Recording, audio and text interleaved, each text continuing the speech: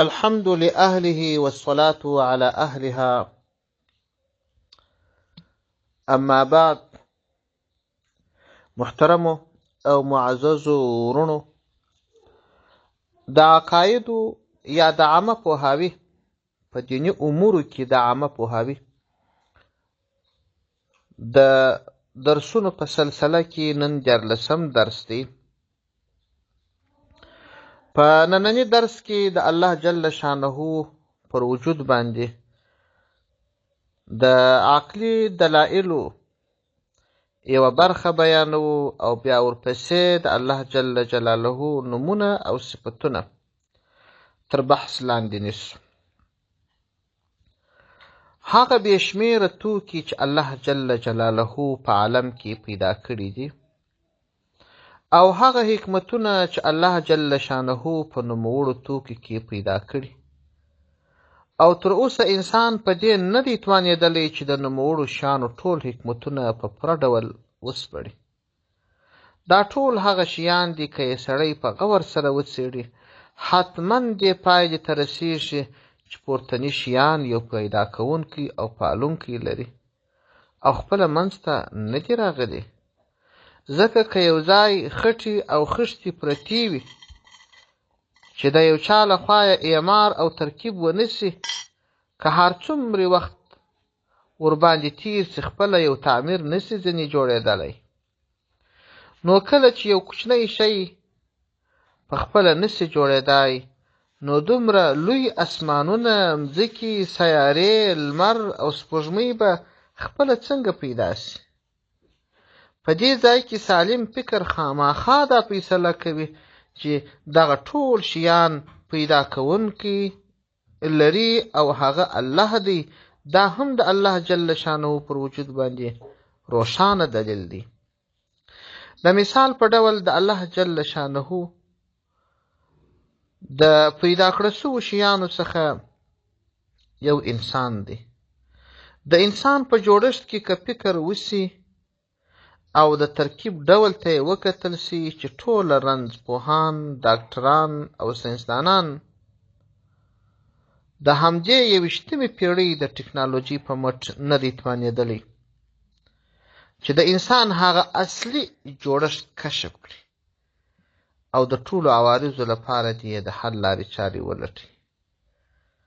نو څنګه به دغه پوهان چې فقط په ترکیب یې لا نه پوهېږي، هغه خاصیات او عوارض یې نه دي درکړي، نو د دې شي پیدا کوونکي به څنګه سي؟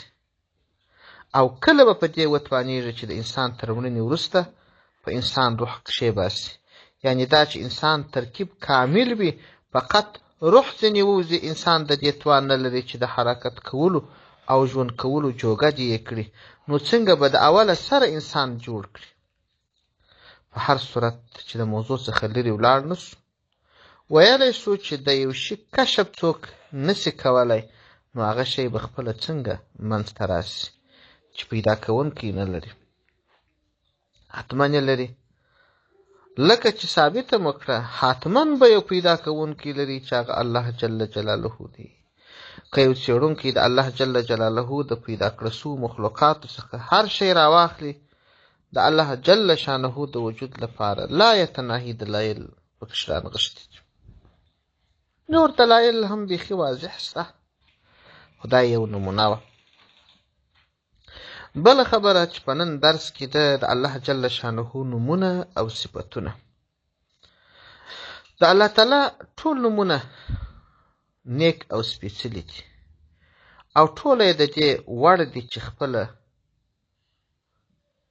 انسان و خپل رب ته اواز ورباندې وکړي او خپل رب په یاد کړي.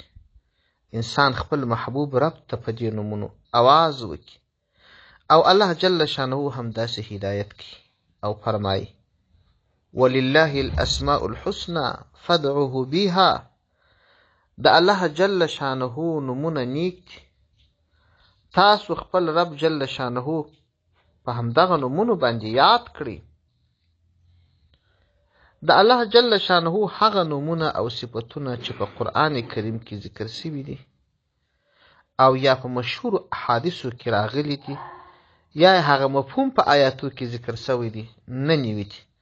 یو اوږد حدیث دی، د هغه حدیث الفاظ نه وایم، او دغه حدیث جامع ترمذي په 2 جلد صفحه 338 کې را نقل کړی دی. ابو الدعوات ترجمه یې را نقلوم چې د هغه نومونه پکښې یاد شوي دي په دې حدیث کې، او د دغه نومونه هم اخلم او ترجمه یې هم کوم انشاءالله. د حدیث ترجمه دا ده: رسول الله صلی الله علیه وسلم فرمایي د الله جل شانه نه نیوي یا یو کم سل نومونه دي، څوک چې زده کړي او یاد یې کړي الله جل شانه به یې جنت ته داخل کړي. لومړی نوم یې الله دی. الله هغه ذات دی چې د ده پرته بل لایق د عبادت نشته، او د الله ذاتي نوم دی، اصلي نوم. دا نور صفتي نومونه دي. الله جل شانه رحمان دی. رحمان دا دوهم نوم دی، زیات مهربانه. دریم نوم یې رحیم، رحم کوونکی. شمیر یې نه وایم، فقط نوم اخلم په وروسته او ترجمه یې کوم. الملک جل جلاله، حقیقي باچا. القدوس جل جلاله، زیات سپیڅلی. السلام جل جلاله، د هر عیب څخه سلامت. المؤمن جل جلاله، و مؤمنان ته د عذاب څخه امن ورکوونکی. المهیمن جل جلاله، ساتونکی. العزیز جل جلاله، پر هر چا باندې غالب. الجبار جل جلاله، د ټولو چارو سمونکی. المتکبر جل جلاله، د لوی څښتن. الخالق جل جلاله، د هر شي پیدا کوونکی. البارئ جل جلاله، بمثله. المصور جل جلاله، تصویر ورکوونکی. الغفار جل جلاله، زیات بخښونکی. القهار جل جلاله، پر هر شي باندې برلاسی. الوهاب جل جلاله، د بدلې پرته ورکوونکی. الرزاق جل جلاله، زیات روزي او رزق ورکوونکی و ټولو مخلوقاتو ته. الفتاح جل جلاله، خلاصونکی د رحمتونو عام او خاص.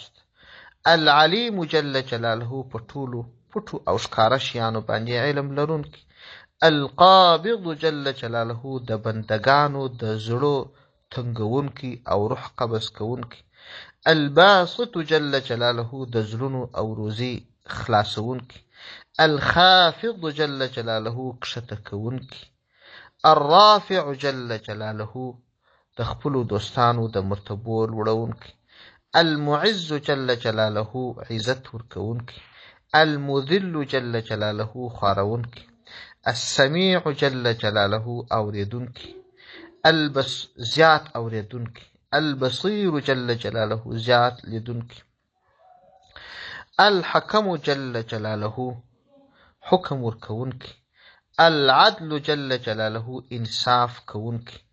اللطیف جل جلاله، د خپلو دوستانو سره نرمي کوونکی. الخبیر جل جلاله، زیات خبردار.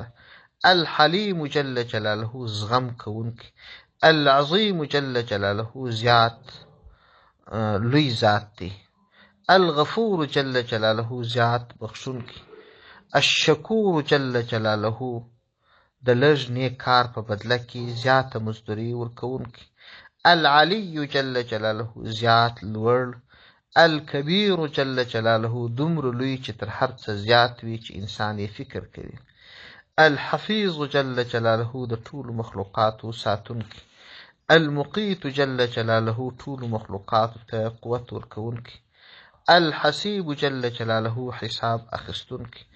الجلیل جل جلاله، زیات لوی. الکریم جل جلاله، زیات سخا کوونکی. الرقیب جل جلاله، زیات ساتونکی. المجیب جل جلاله، دعا قبلونکی. الواسع جل جلاله، پراخي راوستونکی. الحکیم جل جلاله، د حکمت څښتن. الودود جل جلاله، په زړو کې محبوب. المجید جل جلاله، سخا یې بیخي زیاته ده. الباعث جل جلاله د الباعث جل جلاله مړی د قبرو څخه پورته کوونکی، الشهید جل جلاله په پټو او ښکاره شیانو باندې خبردار، الحق جل جلاله شتون یې ثابت دی، الوکیل جل جلاله د بندگانو چاره کوونکی، القوي جل جلاله زیات ځواکمن، المتین جل جلاله زیات محکم چې په هیڅ کار کې نه ستړی کیږي، الولی جل جلاله د مؤمنانو دوست، الحمید جل جلاله زیات ستایل سوی، المحصي د ټولو مخلوقاتو د شمیر له مخې اداره کوونکی، المبدئ جل جلاله د هر شي لومړی پیدا کوونکی، المعید جل جلاله دوهم ځل ګرځوونکی، المحیي جل جلاله ژوندی کوونکی، الممیت جل جلاله مړ کوونکی،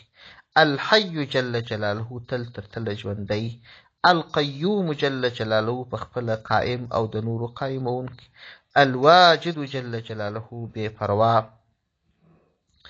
الماجد جل جلاله لوی، الواحد جل جلاله په ذات او صفاتو کې یو دی، الصمد جل جلاله بی احتیاج او بی نیاز دی، القادر جل جلاله زیات توانا دی، المقتدر جل جلاله خپل واک څرګندونکی دی، المقدم جل جلاله وړاندې کوونکی د هغه شي دی چې د وړاندې والي وړتیا لري، المؤخر جل جلاله ورسته کوونکی د هغه شي دی چې د ورسته والي وړتیا ولري، الاول جل جلاله د هر شي لومړی، الآخر جل جلاله د هر شي ورستی، الظاهر جل جلاله په نښانو او دلایلو سره ښکاره دی، الباطن جل جلاله د خلکو د سترګو څخه پټ دی، الوالی جل جلاله د هر شي مالک دی، المتعال جل جلاله د مرتبې له مخې زیات لوړ دی، البر جل جلاله په خپلو بندګانو باندې احسان کوونکی دی، التواب جل جلاله توبه قبلونکی دی، المنتقم جل جلاله بدلا اخستونکی دی، العفو جل جلاله بخښه کوونکی دی، الرؤوف جل جلاله زیات مهربانه دی، مالک الملک د ټولو موجوداتو مالک دی،